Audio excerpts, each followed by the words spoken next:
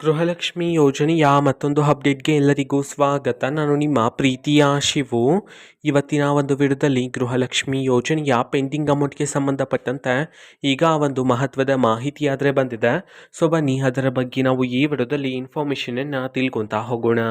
ವಿಡಿಯೋವನ್ನು ಸ್ಟಾರ್ಟ್ ಮಾಡ್ತೀನಿ. ಅದಕ್ಕಿಂತ ಮೊದಲು ನೀವೇನು ನಮ್ಮ ಚಾನೆಲನ್ನು ಸಬ್ಸ್ಕ್ರೈಬ್ ಮಾಡದೆ ಇದ್ರೆ ಈ ಕೂಡಲೇ ಚಾನೆಲ್ಗೆ ಸಬ್ಸ್ಕ್ರೈಬ್ ಮಾಡ್ಕೊಳ್ಳಿ ಮತ್ತು ಲೈಕ್ ಮಾಡಿ. ಸೊ ಈಗ ನಾವು ಇನ್ಫಾರ್ಮೇಷನನ್ನು ತಿಳ್ಕೊತಾ ಹೋಗೋಣ.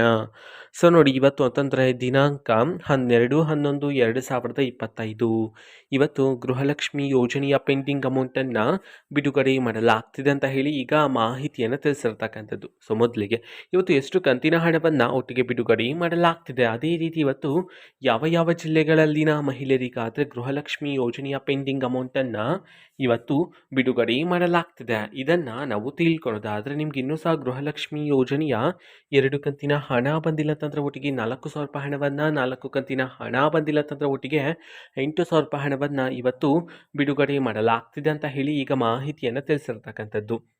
ಓಕೆನಾ. ಸೊ ಅದೇ ರೀತಿ ಇವತ್ತು ಯಾವ ಯಾವ ಜಿಲ್ಲೆಗಳಲ್ಲಿನ ಮಹಿಳೆಯರಿಗಾದರೆ ಗೃಹಲಕ್ಷ್ಮಿ ಯೋಜನೆಯ ಪೆಂಡಿಂಗ್ ಅಮೌಂಟನ್ನು ಇವತ್ತು ಬಿಡುಗಡೆ ಮಾಡಲಾಗ್ತಿದೆ, ಇದನ್ನು ನಾವು ತಿಳ್ಕೊಳೋದಾದರೆ ಇವತ್ತು ಕರ್ನಾಟಕದಲ್ಲಿರ್ತಕ್ಕಂತಹ 31 ಜಿಲ್ಲೆಗಳಲ್ಲಿನ ಮಹಿಳೆಯರಿಗಾದರೆ ಇವತ್ತು ಗೃಹಲಕ್ಷ್ಮಿ ಯೋಜನೆಯ ಪೆಂಡಿಂಗ್ ಅಮೌಂಟನ್ನು ಬಿಡುಗಡೆ ಮಾಡಲಾಗ್ತಿದೆ ಅಂತ ಹೇಳಿ ಈಗ ಮಾಹಿತಿಯನ್ನು ತಿಳಿಸಿರ್ತಕ್ಕಂಥದ್ದು.